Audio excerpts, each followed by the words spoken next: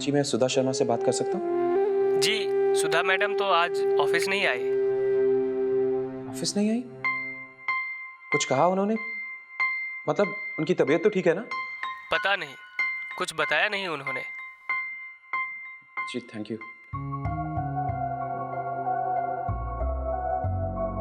आखिर आखिर क्या बात हो सकती है? घर पर फोन करके देखता हूँ।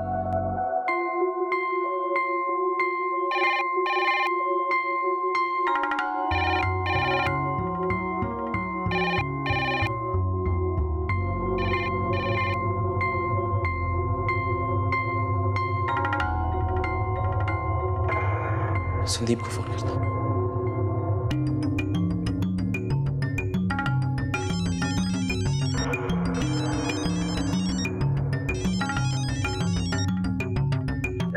जी उदय जी, कहिए। हेलो संदीप, घर पर कोई फोन नहीं उठा रहा है। घर पर सब ठीक है ना? तुम्हारी बहन कैसी है?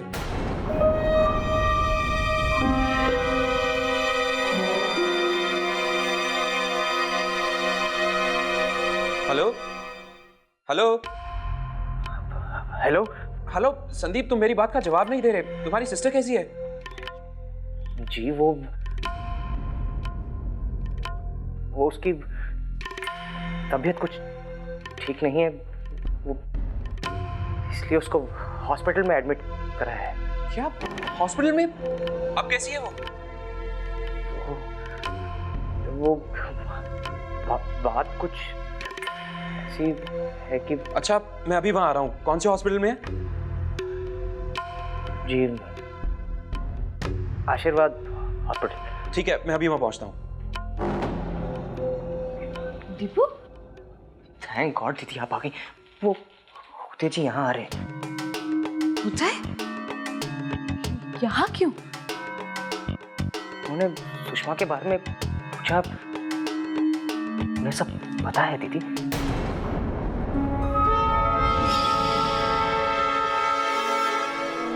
सुषमा की? नहीं, उदय को कैसे पता हो सकता है सुषमा के बारे में? दीपू ठीक से बता, क्या कहा उदय ने? दीदी उन्होंने कहा कि तेरी बहन की तबीयत कैसी है। मुझे तो कुछ समझ में ही नहीं आ रहा था दीदी कि मैं क्या जवाब दूं। मैंने कह दिया कि वो यहाँ हॉस्पिटल में है और यहाँ आ रहे हैं। बहन कहा? सुषमा का नाम लेकर तो नहीं पूछा ना? नहीं दीदी, उन्होंने पूछा कि तेरी बहन की तबीयत कैसी है। दीपू वो सुधा के बारे में पूछ रहा होगा और तूने सुषमा के बारे में बताया होगा। हाँ लेकिन मैंने सुषमा का नाम भी नहीं लिया दीदी। हाँ लेकिन उदय आ रहा है ना यहाँ। तू तो जानता है जिन हालातों में मेरी शादी हुई थी, मैंने अपने ससुराल वालों में से किसी को नहीं बताया था कि सुषमा मेरी बहन है। देख वक्त आने पर मैं सबको सच बता दूंगी, लेकिन आज हालात वैसे नहीं है। छोटी माँ भी मुझसे नाराज है। ऐसे में अगर उदय को पता चल गया तो। आप घबराइए मत दीदी, सुषमा के बारे में उन्हें कुछ नहीं पता चलेगा। मैं हूं ना, सब संभाल लूंगा। अच्छा बता सुषमा अब कैसी है?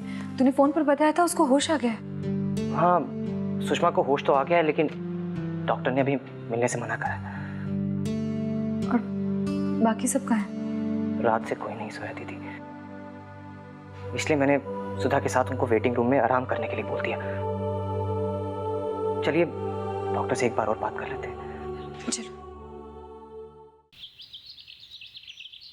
आज सुबह से तो नजर भी नहीं आई ज्योति जी, फिर से चली गई अपनी समाज सेवा के लिए। हद होती है किसी बात की भाई साहब। इस घर की बहू है वो, कुछ तो जिम्मेदारी बनती है उसकी इस घर के प्रति, लेकिन वो है कि बस। फिर भी वो किसी की मदद कर रही है, ये तो नेक काम है। ऐसा नहीं कि वो अपनी घर की जिम्मेदारियां भुलाकर ऐसे ही घूम फिर रही है।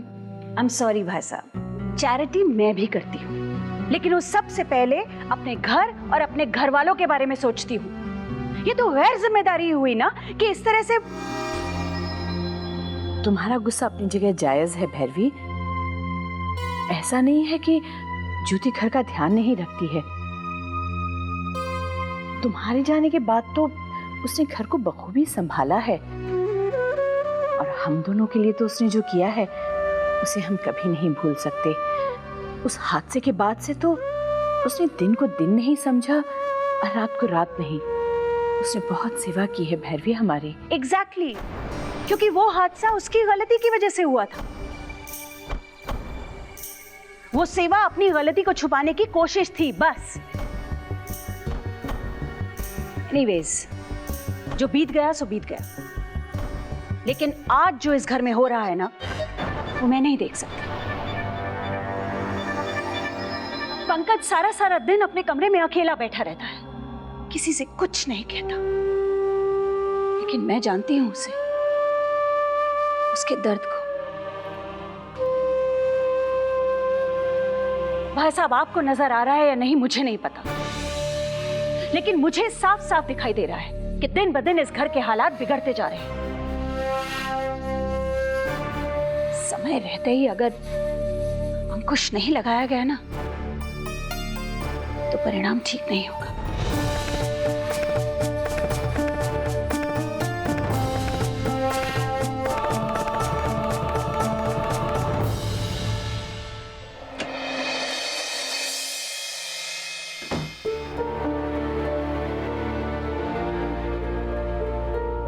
आपकी बहन और उसका बच्चा दोनों सुरक्षित हैं। ठाकुर जी का लाख लाख शुक्र है। कल जब वो आई थी तो उसका ब्लड प्रेशर बहुत ही ऊपर था। ऐसी हालत में हमें लगा कि हम शायद बच्चे को बचा ना पाए, लेकिन सबसे बड़ा डॉक्टर तो वही है। उन्होंने आपकी प्रार्थना सुन ली। अब माँ और बच्चे की जान खतरे से दूर है। आप लोग चाहे तो उनसे मिल सकते हैं। प्लीज, एक एक करके।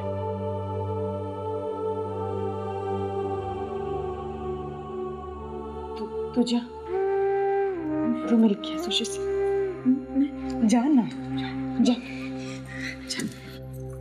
आप मेरे साथ चलिए।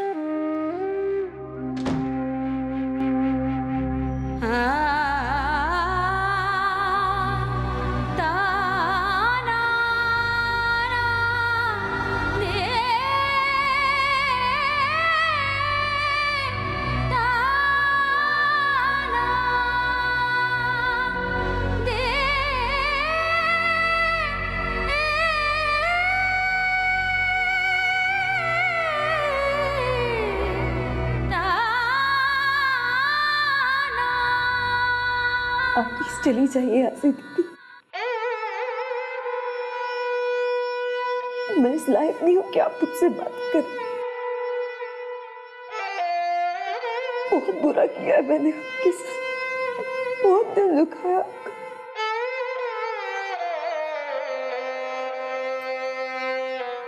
किस मिट्टी की बनी हो आप?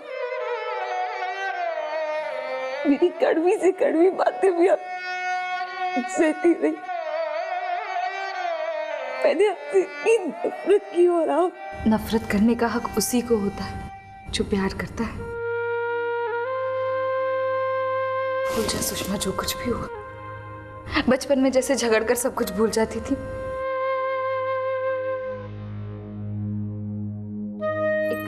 एक गुड न्यूज़ है तेरे लिए, जिसे सुनकर शायद तू सब कुछ भूल जाएगी। सुषमा, तू माँ बनने वाली है। लेकिन इसका मतलब तुझे पता था? और इतनी बड़ी खुशखबरी तूने हम सबसे छुपाई?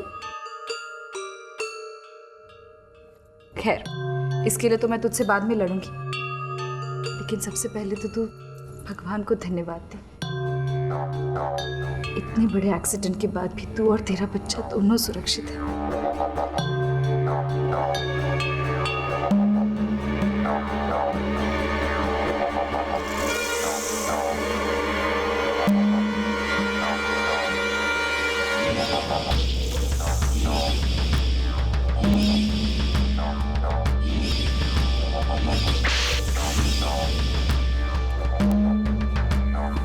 ये बच्चा तो पेट में मर जाना चाहिए। सुषमा नहीं, सुषमा नहीं, सुषमा नहीं।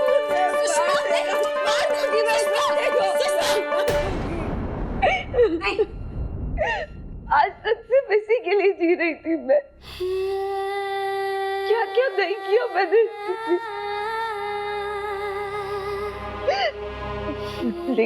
लेकिन अबॉर्ड ने मुझे नफरत है उस आदमी से, उसके इस बच्चे से, मैं नहीं पाल सकती। नहीं सुषमा नहीं। अरे इस बच्चे का वहां ब्रिज हुआ तो क्या हुआ? ये तेरा अंश भी है, तेरा खून है, तू माँ है इसकी। भगवान के बाद सिर्फ माँ को ही ये सौभाग्य होता है कि वो एक जीवन को जन्म दे सके। ऐसा सोचना भी मत। और जो कुछ भी हुआ उसमें इस मासूम का क्या कसूर? दीदी बीती बातों को भूल जा सुशी। भगवान अगर किसी की जिंदगी से कुछ छीनता है तो कुछ देता भी है। ये उसका दिया हुआ उपहार है तेरे लिए। देखना, ये बच्चा तेरी जिंदगी में बहुत सारी खुशियां लाएगा, बहुत सारी। सब ठीक हो जाएगा, हम सब है ना तेरे साथ। तुम घबरा मत।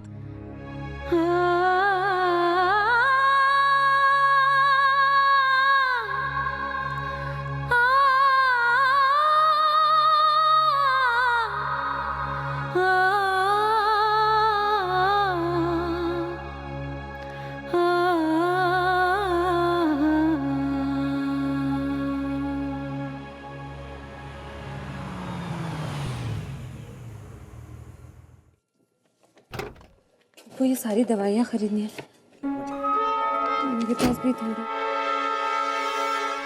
संदीप, उदय जी आप? आना ही था। मेरी दोस्त बीमार जो थी। अब कैसी है तबीयत? तुमने तो मुझे फोन करके बताना भी ठीक नहीं समझा। मैंने तुम्हारे ऑफिस में भी फोन किया, तुम वहां भी नहीं मिली। फिर संदीप ने बताया कि तुम यहाँ हॉस्पिटल में एडमिट हो। अरे तेरे गले के बारे में पूछ रहे हैं, इन्फेक्शन हो गया था ना? अब बिल्कुल ठीक है। देखिए इतनी जल्दी ठीक होगी कि इतनी जल्दी डिस्चार्ज भी कर दिया इसको। बिल्कुल ठीक है। Thank God. लेकिन संदीप, जो भी हो, हमें एक बार सुधा का कंप्लीट चेकअप करवा लेना चाहिए। तुम्हें तो पता है आजकल कैसी बीमारियां फैली हुई है। मैं डॉक्टर कोठारी को जानता हूँ, बहुत बड़े डॉक्टर है। एक बार सुधा को उन्हीं से चेकअप करवा लेते हैं। नहीं नहीं, हमने इसका चेकअप करा लिया है। बस ये दवाइयाँ जो है ये देनी है, ये बिल्कुल ठीक हो जाएगी। अब पहले से तो बहुत आराम है इसको, है ना सुधा? ओके, चलो मैं तुम्हें घर छोड़ देता हूँ। नहीं नहीं नहीं उदय जी, हम यहाँ ऑटो से चले जाएंगे। संदीप, सुधा की तबीयत ठीक नहीं है, ऐसे में ऑटो में जाना ठीक नहीं रहेगा। वैसे भी तुम्हारा घर मेरे ऑफिस के रास्ते में है, मैं तुम्हें छोड़ दूंगा। आओ। नहीं उदय जी, वो क्या कि हमें घर के लिए कुछ सामान लेना है मार्केट से, तो इसलिए ऑटो से जाएंगे। इस हालत में शॉपिंग संदीप? क्या है कि बहुत जरूरी है, और हाँ बीच में कहीं रुककर कुछ इंपॉर्टेंट काम भी है वो सुधा के लिए, इसलिए मैंने। अब मुझसे क्या छुपा रहे हो संदीप? सुधा का साइकियाट्रिस्ट के साथ अपॉइंटमेंट है ना? मैं भी चाहता हूँ सुधा जल्द से जल्द ठीक हो जाए। अपना ख्याल रखना, मैं चलता हूँ। बाय।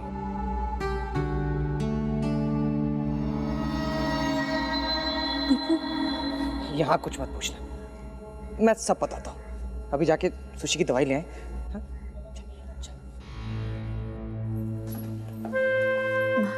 चलिए।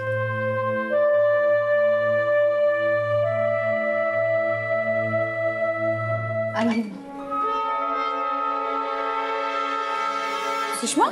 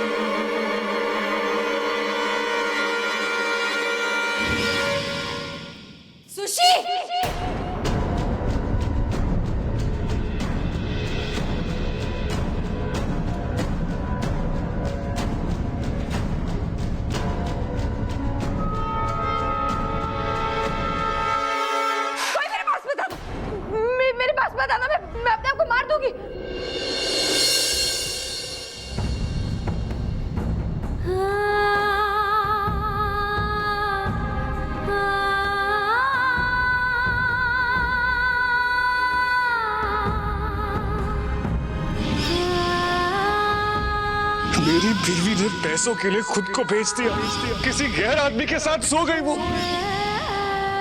अभी बताऊंगा तुम्हारी मम्मी को, अभी बताऊंगा। उन्हें पता चले कि उनकी बेटी ने क्या किया। इतना बड़ा धोखा हुआ मेरे साथ। पाप बना रही है मुझे, हाँ? किस आदमी का पाप मेरे घर डालती है?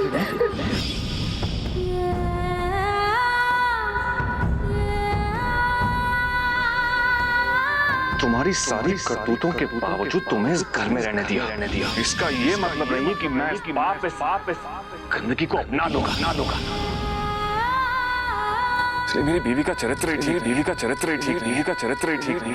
शरीफ लोगों के काम ढूंढना और फिर ऐसे गंदे इल्जाम लगाकर अपने पैसों के लिए ब्लैकमेल करना, ये इसका धंधा है। ऐसा कुछ मत कर बेटा। अरे बेटा, मुझे तुम बच्चों का ही तो सहारा है। सोचिए, मैं किसी का सहारा नहीं हूँ। बहुत हूँ मैं, बहुत। हमेशा आप सबको मेरी तरफ से परेशानी होती रहती है। देखिए, अब मैं इस बोझ के साथ नहीं जी सकती, नहीं जीना चाहती मैं इस बोझ के साथ। मेरी बात सुनेगी, अपनी दीदी की बात सुनेगी। तू क्यों अपने आप को दोष दे रही? तूने कुछ नहीं किया और हम सब है ना तेरे साथ, हम सब तेरे साथ हैं। बहुत देर हो चुकी है दीदी। अरे छोरी, आत्महत्या करने पाप है। पाप हो गया है दादी, हो गया है पाप। अब कुछ ठीक नहीं हो सकता, कुछ बदल नहीं सकता। मैंने बहुत बड़ा पाप किया। अगर आप सबको सच पता चल गया तो आप भी मुझसे नफरत करेंगे। लेकिन अब इस बोझ के साथ मैं नहीं जी सकती। अब सब कुछ मेरे मरने के साथ ही मिटेगा।